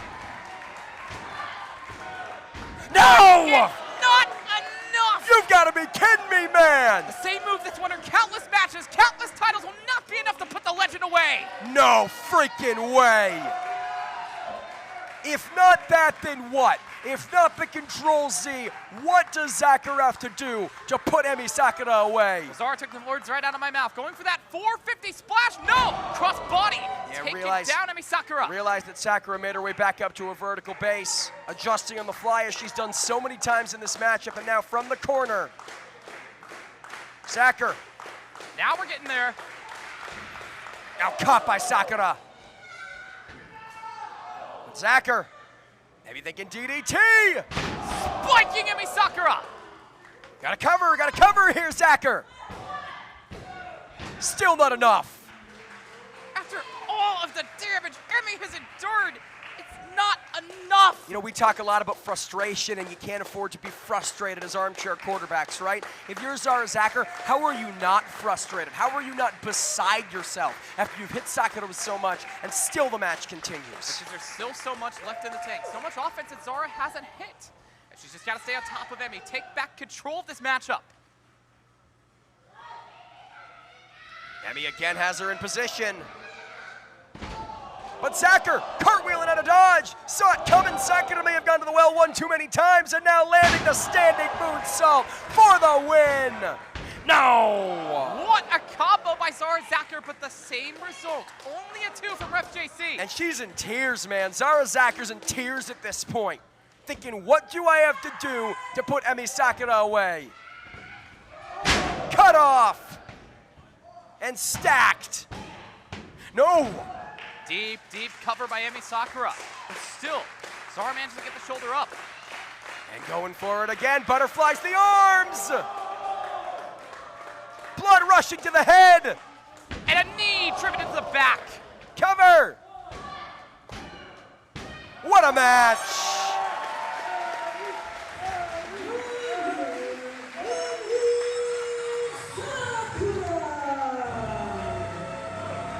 Talk about living up to the main event billing from Sayuri Namba and then some. In her Kitsune women's wrestling debut, Emi Sakura proving why she and her lauded list of legendary students have left the impact they have. Take another look at this in slow motion, Lawmaster. All that blood rushing to the head. Damage directly to the spine with that knee being driven into the lower lumbars. That's exactly what Emi Sakura needed to take this one home. But here you have it, back in the ring. Oh boy, are we getting ready for round 2? Oh, come on. Emmy saying, I'm a hugger, baby. Respect earned and respect shown from the Killer Queen to the petite powerhouse. And a common theme throughout all of Zara Zakher's encounters with Xochi, able to hold her own against some of the best women's wrestlers on the planet. It's awesome that she's made her way back to the ring, back to the independents, and back to Kitsune. Not just holding her own, taking her to her limit here tonight. For Aria Perkins and Ethan Lawmaster, I've been Jordan Castle. This has been Kitsune Women's Wrestling. Stay with me, and we thank you so much for sticking with us. We will see you in 1 month's time, August 30th, right back here at the Xander Sports Complex. For Cameo goes Hollywood. And remember, as Kitsune begins this new era, this is only the beginning. So stay with me.